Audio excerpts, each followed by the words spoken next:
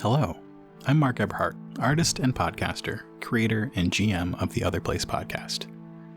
In the Fenrain Files, we'll dive further into the Other Place's deep world and see what makes it tick. We'll go on journeys across rolling hills and jagged peaks, arid deserts and boundless seas, through time and the cracks in the universe into other worlds. We'll learn what motivates our characters, where they come from, and who their people are. And we'll dive into themes in media that provide inspiration for the worlds, the people, and the stories of the Other Place. In this first episode, I'll lead you through the basics of what makes this world spin by sharing some of the notes that I share with every new player on the show.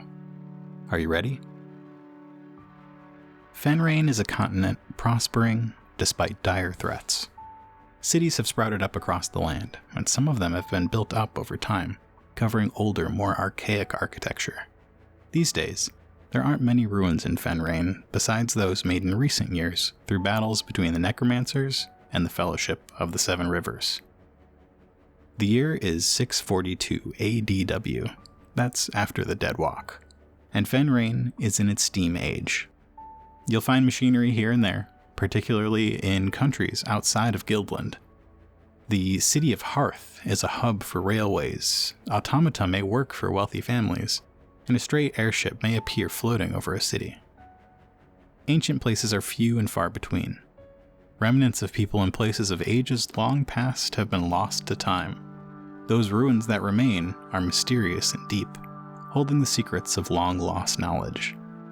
History is long, but memories are short, and the world is sure of itself. Few go looking for clues in the past. We'll delve further into the particulars of Fenrain's history in a future episode. For now, we'll talk about recent history, which Fenrainite scholars have broken up into two ages: the Age of Saints and the Age of Steel.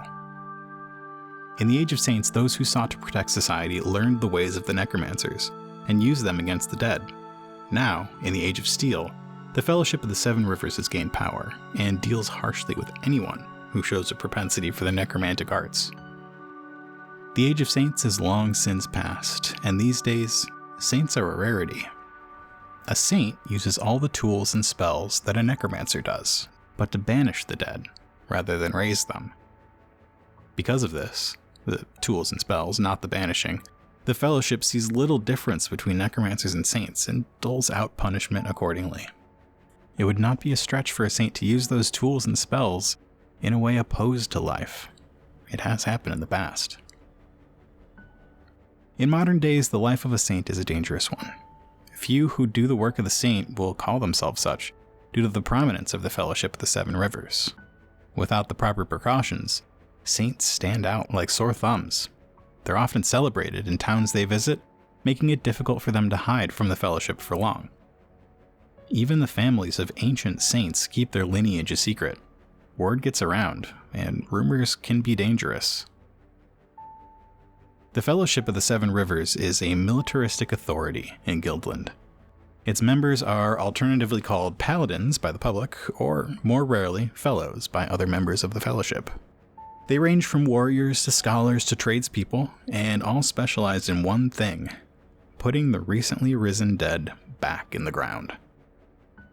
The Age of Steel is the age of science. New discoveries are being made across the continent, and technology is advancing, and a fundamental understanding of the world and its properties is being uncovered. Travel is becoming easier. Resources and people with skills and knowledge are able to travel from city to city freely. With government funding, the Fellowship is responsible for a lot of the progress, and companies all over the country vie for contracts with them. The people of Fenrain are well integrated, and there are few feuds between them. Incursions by the dead over the past 600 years have done well to bring people together. Though there may be some small, single-species holdouts here or there, most towns and cities on Fenrain are home to every type of person, from human to Dvergar, Thayers to Hutchin. And the only monsters in Fenrain are people. Adventurers don't go out looking to slay dragons, kill orcs and goblins, or destroy demons. Bandits and brigands roam unwatched mountain roads, seeking out unwary travelers. Those with great power and wealth take from those without access to resources to further enhance their holdings. Necromancers rise from the dregs of society. those who have nothing to lose and everything to gain. People who have faced great hardships and loss. To control death is to control life, and in that control, there's power. The dead have been a problem for the last 650 years. Some dead things come back on their own if their spirits are strong enough. Some of these creatures roam the countryside in corporeal bodies, attacking unfortunate people in a vain attempt to take their life for themselves and feel more alive. Others haunt forgotten places. Attached to some remnant of their former selves, they repeat their earthly motions, probably unaware that they're even dead. And then there are the necromancers. Though they all have different motives, their modus operandi are the same. Bring the dead back and use them to accomplish their goals. Death is a place. When someone dies, their spirit, soul, consciousness, or whatever you want to call it, goes to the 7 rivers. After a journey along the rivers, they move on. The world of the 7 rivers behaves in mysterious ways, unlike the world of the living. Time and space fluctuate according to which river you occupy. Hidden paths and tricks are known to necromancers and others who travel the rivers regularly, but the rivers have tricks of their own, and those who spend time there are changed by their waters. Necromancers have been traveling to the 7 rivers for at least 650 years, collecting spirits from them for their own use. While necromancers know about the rivers and visit them regularly, the regular people of Fenrain think of them more as a story, and aren't aware that they can be accessed by those in the know. Along with the 7 rivers, the people of Fenrain have a wide variety of myths and legends that are widely regarded to be just that, myths and legends. The gods and heroes of their stories are cautionary tales and ideological stories rather than historical truth. People hold special places in their cultures, homes, and hearts for heroes like Iofur the Hutchin, or powerful creators like the architects and the composers. Other popular stories focus on strong heroes, evil monsters, and the origin of magic. Magic has been around as long as people remember. The world is infused with magic, and it's fairly easy for anyone to access, but it takes a physical toll on the user, tiring them out. Anyone can do a little magic, and you'll probably find a spell or two in most homes and places of work.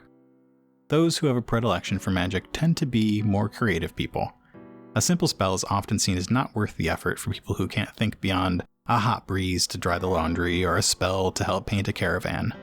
But those magic users who are innovative find themselves casting elemental spells of a single type, be it wind, water, shadow, vegetable, or fungal.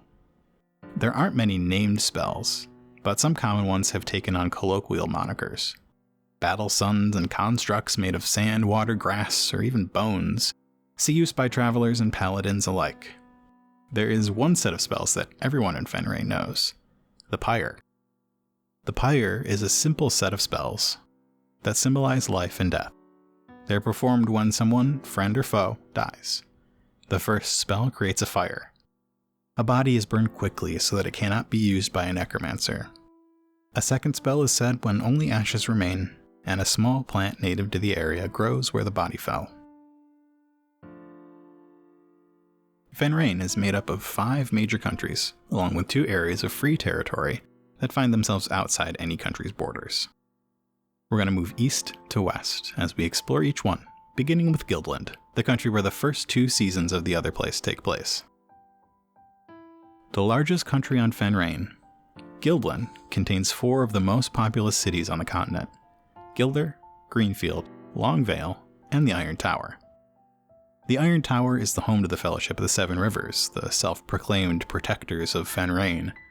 The Fellowship rarely leave the country's borders, but patrol the roadways and set watch in most of the towns in Guildland.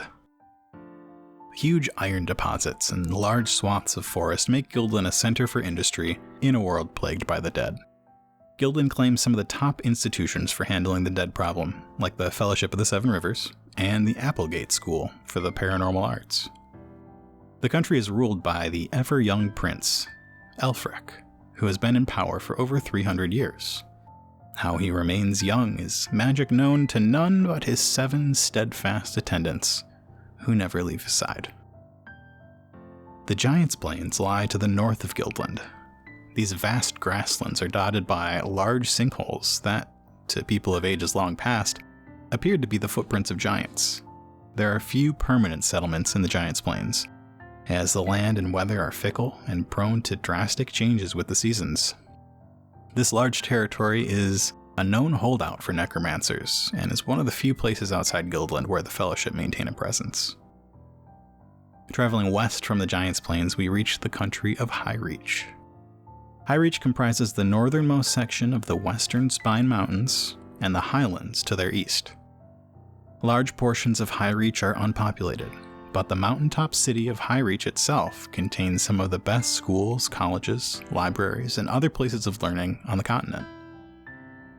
Traveling south down the Western Spine Mountains, we reach Hearth, a center for trade, transportation, and innovation. Hearth is the smallest of Fenrain's 5 countries, and most of its area is mountainous. The capital city is built into the caldera of a massive volcano, where inventors use its hot vents and springs to power their creative technologies. The scorched sands sit between Nordja in the north, Brightport in the south and west, and the Western Spine Mountains in the east.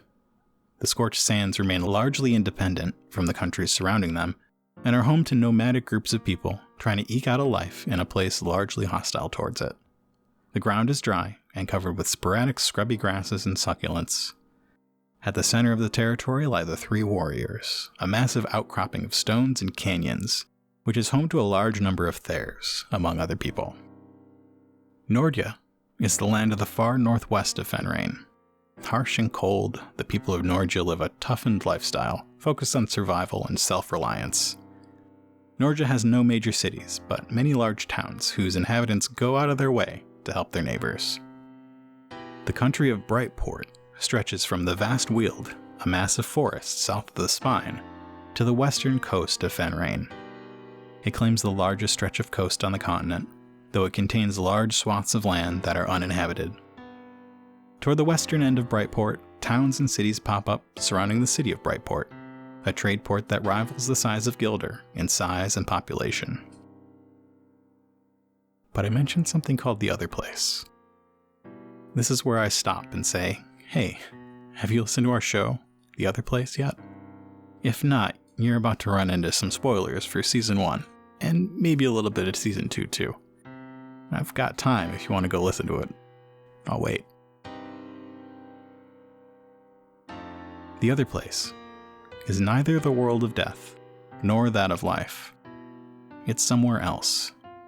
Somewhere strange. The Other Place is a world that almost nobody knows about. Those who visit it typically end up there unintentionally and find it difficult or even impossible to leave. Those who know of the Other Place will have found out about it by word of mouth, though those speaking of it would probably not be believed by very many people, or through ancient books and lost libraries, or by accidentally journeying there. It's a chaotic world where nothing makes sense to people from Earth. I'm sure we'll get back into it in a future episode. I hope you enjoyed this short journey into the world of Fenrain. We'll see you next time for more about the world and the people in it. Do you have a question about the Other Place, Fenrain, its people, places, and inspiration? Ask it on Twitter or Discord, and maybe I'll turn it into an episode. You can find links to all our online hideouts in the show notes. If you're interested in our world, be sure to check out the Other Place podcast. Each season, we follow a new group of adventurers as they journey across Fenrain, uncovering mysteries and trying to save the world from the encroaching darkness. You can find the Other Place wherever you get your podcasts. The Fenrain Files is a production of Nightcast Creative. To learn more about us and the podcasts we make, visit nightcastcreative.com.